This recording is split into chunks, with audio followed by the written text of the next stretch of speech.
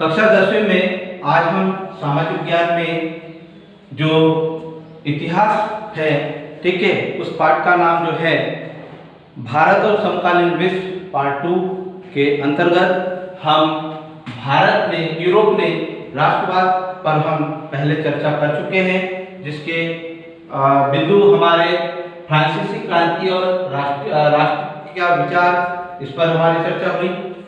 Europe में राष्ट्रवाद का निर्माण किस प्रकार से हुआ, इस पर हमारी चर्चा हुई। क्रांतियों का युग 1830 से लेकर 1848 का समय पर हमारी चर्चा हुई। उसके बाद जर्मनी और इटली का निर्माण किस प्रकार से हुआ, इस पर हमारी चर्चा हुई।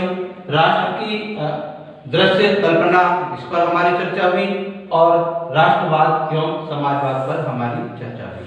अब हम जो बात करने वाले हैं वो महत्वपूर्ण हमारा बिंदु है कि प्रश्नोत्तर जो किताब में दिए हुए हैं, वो पेज नंबर 28 पर जो प्रश्नोत्तर दिए हुए हैं इस इकाई में उन प्रश्नोत्तर पर हम चर्चा करेंगे।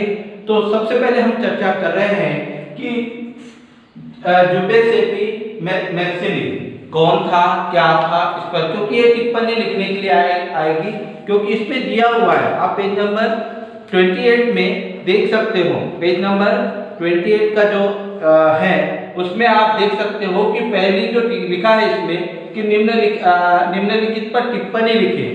तो परीक्षा के दृष्टिकोण से जो टिप्पणियां दी हुई है, 5 टिप्पणियां दी हुई हैं, जो परीक्षा की दृष्टि से हमें सभी टिप्पणियों को जो हमें आसानी से समझ में आए, उस टिप्पणी को बहुत अच्छे सरल तरीके से हम समझें और उसको याद करें और लिखने की कोशिश करें।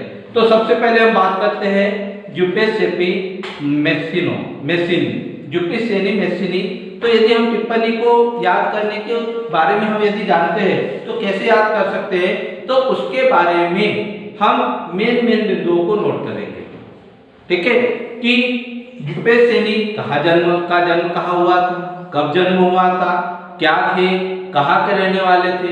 यदि हम उसके बारे में यदि उसका हमको पता हो गया तो हम आसानी से उसके बारे में टिप्पणी लिख सकेंगे, राइट। तो सबसे पहले हम बात कर रहे हैं जुसेपे मैक्सिनी की कि ये क्या थे। देखिए, तो सबसे पहले जुपेसेनी मैक्सिनी का जन्म कहाँ हुआ था? जेनेवा में हुआ था। कहाँ हुआ था?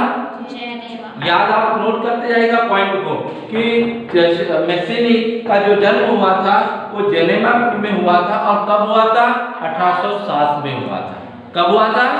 1807 में। 2 पॉइंट याद हो गए। जन्म कहाँ हुआ था? जेनेवा में हुआ था।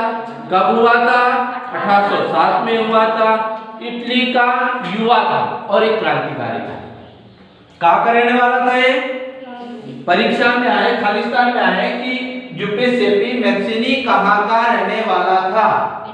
इटली देश का रहने वाला था। और जन्म कहाँ हुआ था? जेनेवा में हुआ था। कब हुआ था? 1807 में हुआ था, ठीक है। उसके बाद गुप्त संगठन का सदस्य था। एक गुप्त संगठन था इटली में, जेनेवा में, इटली में एक संगठन था, उसका क्या था? सदस्य था। उसके बाद यंग यूरोप भूमिगत संगठन की स्थापना की थी। बहुत बढ़िया इंपॉर्टेंट प्रश्न है कि मैक्सिनी ने यंग यूरोप, ठीक है, यंग यूरोप भूमिगत संस्था की स्थापना की थी। खालिस्तान में आएगा कि यंग यूरोप, ठीक है, संस्था की स्थापना किसने की थी? तो ये क्या है? जुसेपी मैक्सिनी। क्लियर हो गए। उसके बाद आता है कि राजतंत्र का कौन था? ये विरोधी था। प्रजातंत्र का समर्थक था और राजतंत्र का विरोधी था। और इसी केस में इसने कहा था कि राजतंत्र ईश्वर की इच्छा अनुसार राष्ट्र मनुष्य की प्राकृतिक इकाई है, ठीक है। ये किसका सेंटेंस था? मैक्सिनी का। अब मैक्सिनी के बारे में हमने 2 मिनट में क्या क्या सीखा, राइट। हमको लिखना है तो हम क्या बोलेंगे? उनके 5 बिंदु हम उसके बारे में। ये कहाँ का रहने वाला था? इटली का रहने वाला। इसका जन्म कहाँ हुआ था? जेनेवा में। कब हुआ था? ये कौन था? युवा क्रांतिकारी। इसने किसकी स्थापना की थी? यंग यूरोप संगठन की संस्था की। हो गए 5, याद हो गए भाई सबको? मैथ्सेनी जुपेसेनी कौन था, तो हम उसके बारे में टिप्पणी लिख सकेंगे। क्लियर है? चलिए बहुत बहुत, तो हमको 5 बिंदु याद हो गए। जेनेवा में जन्म हुआ था, इटली में का रहने वाला था, 1807 में हुआ था, युवा क्रांतिकारी था और यंग यूरोप संगठन की स्थापना हो गई। क्लियर है? अब हम बात कर रहे हैं अगला, टिप्पणी नंबर 1 क्लियर है सबकी? ठीक है ना, सबको याद हो गया? चलिए अब हम बात कर रहे हैं count family Kabul. Count family Kabul, इसके बारे में हम देखें तो इटली के सार्डिनिया पोडमान राज्य का प्रमुख मंत्री था। यानी पोडमान एक प्लेस था, उसका क्या था, ये प्रमुख मंत्री था। फ्रेंच भाषा का ज्ञाता था। इसके बारे में देखें हम तो ये क्या था, फ्रेंच भाषा, यानी हमको फ्रेंच भाषा जो थी, जैसे हमारे यहाँ की कौन सी है, हिंदी है, वैसे ही फ्रेंच भाषा का बहुत बड़ा ज्ञाता था। क्लियर है? उसके बाद काबुल के प्रयत्न से सार्डिनिया और पोलैंड के बीच इसने संधि की थी। 2 देशों के बीच में संधि की थी। ये कौन सी, सार्डिनिया और पोडमान, सार्डिनिया और पोडमान, क्या है, सार्डिनिया और पोडमान के बीच में संधि किसने की थी, काबुल ने। देखो एक हमने सीखा फ्रेंच भाषा का ज्ञाता था। पहला, 2 देशों के बीच में क्या की थी इसने, संधि। तो कौन से 2 देश थे, एक सार्डिनिया और पोडमान, 2 देशों के बीच में संधि की थी।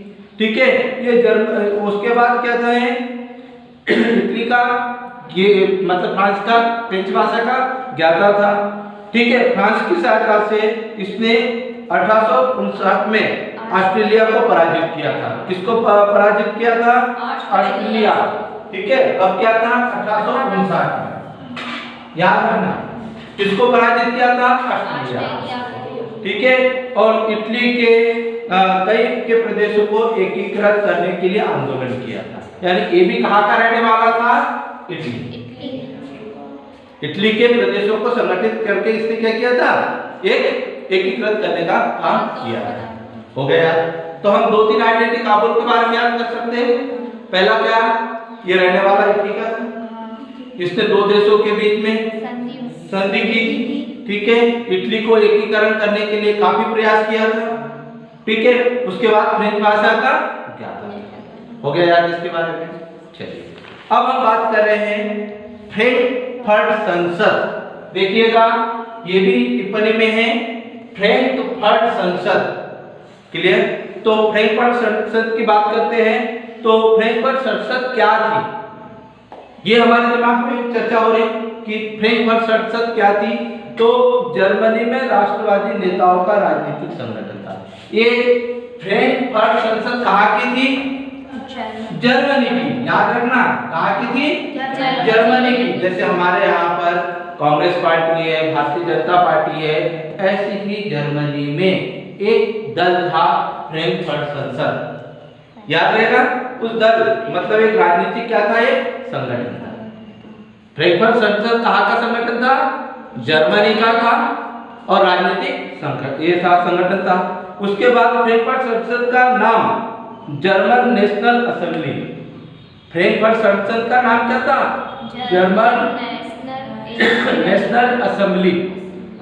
याद रहेगा, फ्रैंकफर्ट संसद का नाम क्या था, जर्मन नेशनल असेंबली, जो इंग्लिश में बोलते हैं। क्लियर है? उसके बाद संसद में मध्यम वर्ग का प्रभाव था। इसमें क्या था, मध्यम वर्ग। मध्यम वर्ग समझते हो? देखो अधिकांश जो विकसित देश होते हैं वहां पर पूंजीपति वर्ग था, तो उनका क्या था, पूंजीपति वर्ग होने के कारण उनका वर्चस्व था। लेकिन इस संगठन में, राजनीतिक दल में जो मध्यम वर्ग के लोग थे वो भी सक्रिय थे। उसके बाद सैनिकों के द्वारा असेंबली को भंग कर दिया गया। जैसे परीक्षा में आया कि फ्रैंकफर्ट संसद को किसने भंग किया था, तो वहां के सैनिकों ने। याद रहेगा, किसने भंग किया था, वहां के सैनिकों ने। और प्रशा का राजा फ्रेडरिक विल्सन नियुक्त किया गया था। ठीक है, मतलब प्रशा का राजा कौन था, तो विल्सन। याद रखना, अपने प्रशा पढ़ा था ना, प्रशा का राजा कौन था? विल्सन। प्रशा का राजा कौन था? विल्सन। तो इस तरीके से हमने देखा। अब यदि पूछा आपसे कि फ्रैंकफर्ट संसद कहाँ है? कहाँ है बताओ?